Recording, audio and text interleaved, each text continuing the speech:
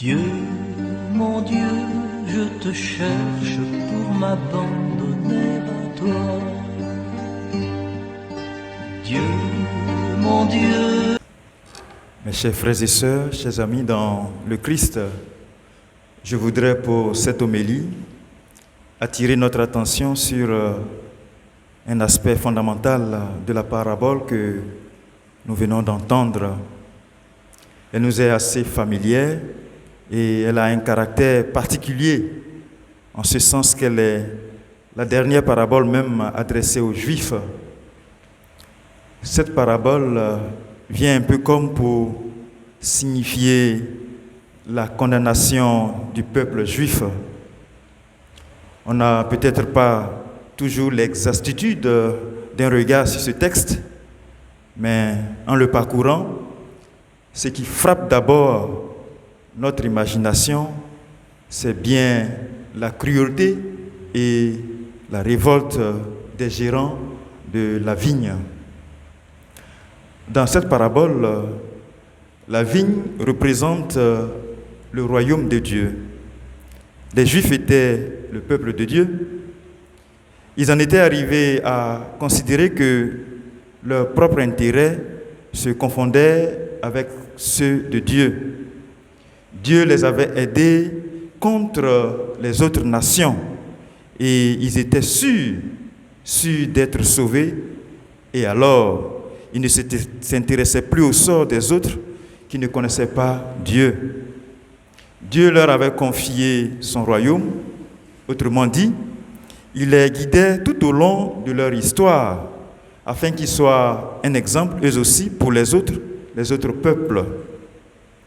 Ils devaient donc communiquer leur expérience afin que les autres peuples développent la justice, un esprit de responsabilité et le sens même de la fraternité. Tels étaient les fruits que Dieu voulait récolter auprès de ce peuple-là. Dieu leur avait envoyé des prophètes pour leur rappeler cette dette. Et à peine les ont-ils écoutés et acceptés. Finalement se présente le Fils de Dieu qui se fait homme en ce monde. Et c'est la même chose. Il sera rejeté hors de la vigne, c'est-à-dire rejeté par son propre peuple. C'est pourquoi le royaume de Dieu sera confié à d'autres, à ceux qui sont rassemblés dans l'Église du Christ. Voyez-vous, ce qui est remarquable, au-delà de tout ce qui nous est rapporté par l'évangéliste, c'est bien la sollicitude même de Dieu au moment où il fonde la vigne. Saint Marc, dans ce récit, a repris quasiment tous les termes que le prophète Isaïe avait utilisés à son époque, au début de son livre. Et cela pour montrer à quel point Dieu avait souci de sa vigne. Il me semble que c'était une méthode traditionnelle à cette époque-là, dans le pays des Israélites.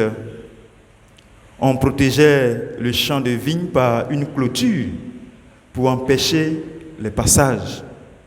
Ensuite, on y construisait un pressoir parce qu'on n'avait pas un système centralisé de coopérative comme aujourd'hui dans les pays un peu plus modernisés.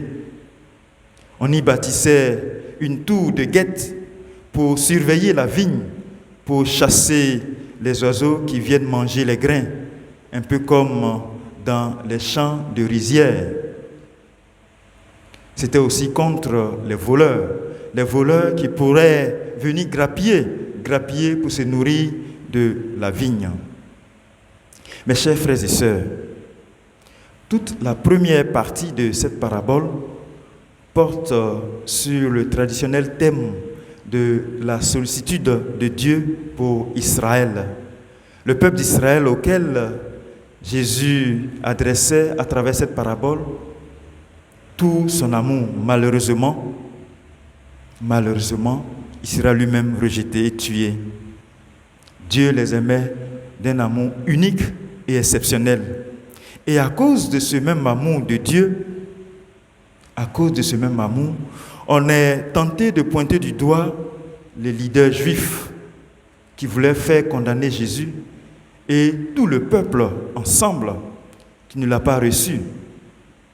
Par-dessus tout, le peuple sera remis en cause et alors le royaume de Dieu sera confié à d'autres en Église. Cette Église formée par le nouveau peuple que nous constituons aujourd'hui sera porteur, sera garant du royaume de Dieu.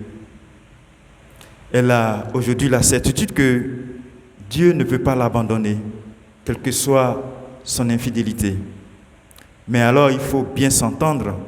Cela ne veut pas dire que telle ou telle portion de l'Église ne puisse pas disparaître aujourd'hui.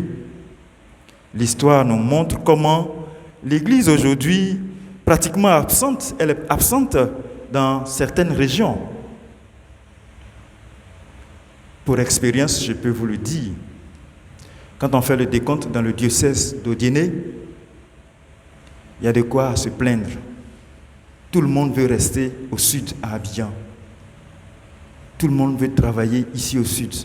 Et alors, que faisons-nous pour les diocèses un peu plus en haut? Nous sommes tous interpellés. Tous interpellés parce que nous avons la responsabilité de faire fructifier le champ de la vigne. Que le Seigneur nous en donne véritablement la grâce. Pater noster,